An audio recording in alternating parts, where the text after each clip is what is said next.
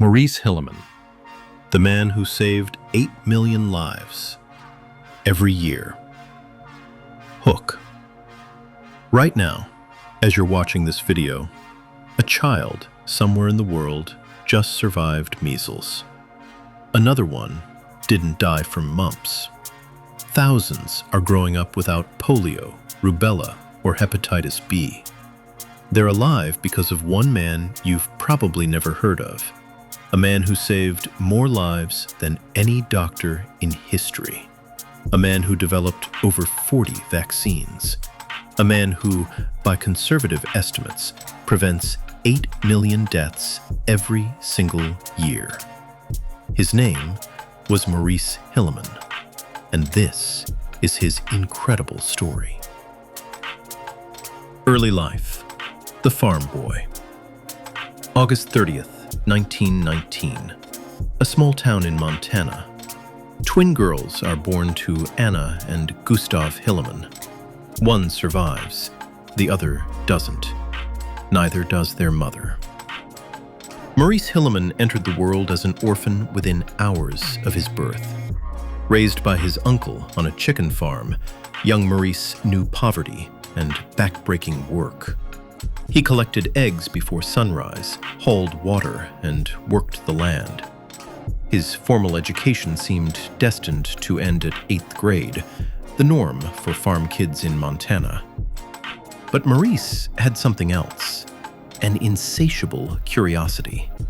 He read every book he could find. He questioned everything. His older brother intervened. "You're too smart for the farm," he said. Maurice stayed in school.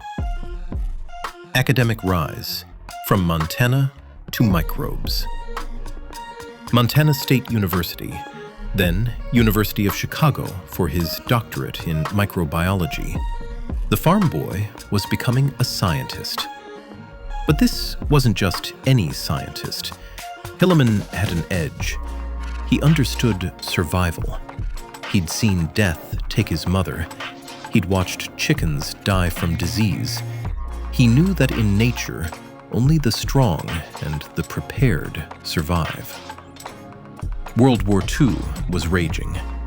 In 1944, Hilleman made his first major breakthrough, a vaccine for Japanese encephalitis, a disease killing American soldiers in the Pacific. Thousands of lives saved. The military took notice, but Hilleman was just getting started. After the war, he joined the pharmaceutical company E.R. Squibb, then moved to Walter Reed Army Institute of Research. This is where his legend truly began. The Pandemic Detective. Hong Kong. Reports of a mysterious flu spreading rapidly. Most scientists dismissed it. Seasonal flu, nothing unusual. Hilleman didn't dismiss it. He read between the lines. He saw the patterns. This wasn't normal flu. This was a pandemic in the making. He worked at lightning speed, collected samples, analyzed the virus, and realized something terrifying. This new strain could kill millions. He had months, maybe weeks, before it hit America. Working day and night, Hilleman convinced pharmaceutical companies to start producing vaccine immediately, before the pandemic even reached U.S. shores. It was an unprecedented gamble. If he was wrong, millions of dollars wasted. If he was right, he was right. The 1957 Asian flu pandemic killed about 1 million people worldwide. A tragedy, yes. But experts estimate Hilleman's vaccine prevented tens of millions of additional deaths in the United States alone. The Merck years. Vaccine factory. In 1957, Merck recruited Hilleman to lead their vaccine division. They made him a promise: unlimited resources to develop vaccines. What followed was the most productive period in vaccine history. One evening in 1963, Hilleman's 5-year-old daughter Geraldine woke up with a sore throat, swollen glands. Mumps. Most fathers would comfort their child and call the doctor. Hilleman grabbed a sterile swab, collected a sample from his daughter's throat, and drove to his lab. That sample became the mumps vaccine, still in use today, still bearing his daughter's name, the Gerald Lynn strain. The vaccines came in rapid succession: measles, mumps, rubella, chickenpox, meningitis, hepatitis A, hepatitis B, Haemophilus influenza. He didn't just develop them, he pioneered the MMR combo vaccine, protecting against 3 diseases with 1 shot. The difficult genius. But Maurice Hilleman was no saint. He was demanding, abrasive. He swore like the Montana farm worker he once was. He had 0 patience for bureaucracy, politics, or incompetence. "I want to see the evidence," he'd shout. He trusted data, not credentials. He fought with colleagues, pharmaceutical executives, even government regulators, anyone who slowed down the science. His employees feared him. They also revered him, because beneath the rough exterior was absolute integrity. He never took shortcuts. He never compromised on safety. Every vaccine was tested rigorously, sometimes on his own family first.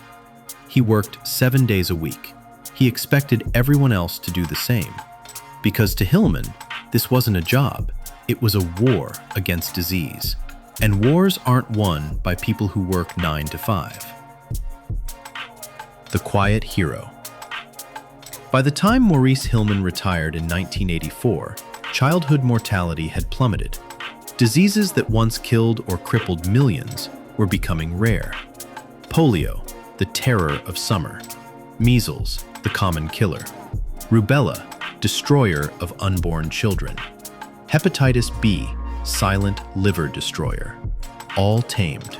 All by vaccines this one man developed or improved. Yet he remained unknown.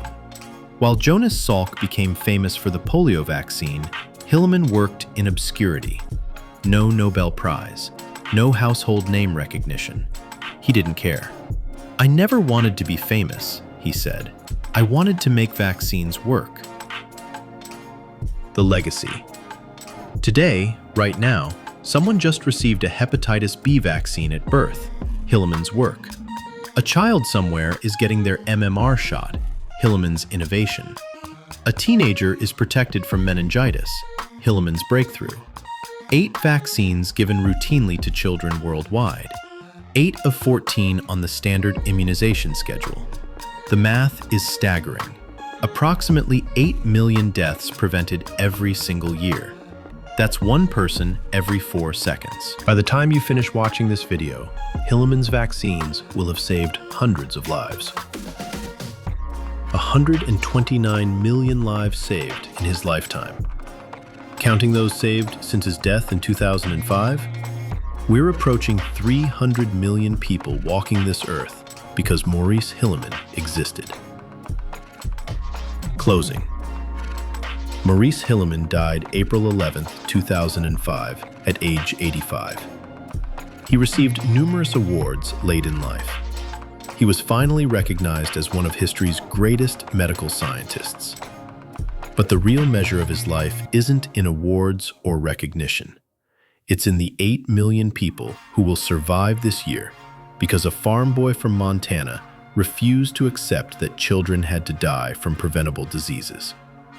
The greatest lifesaver you've never heard of. Until now.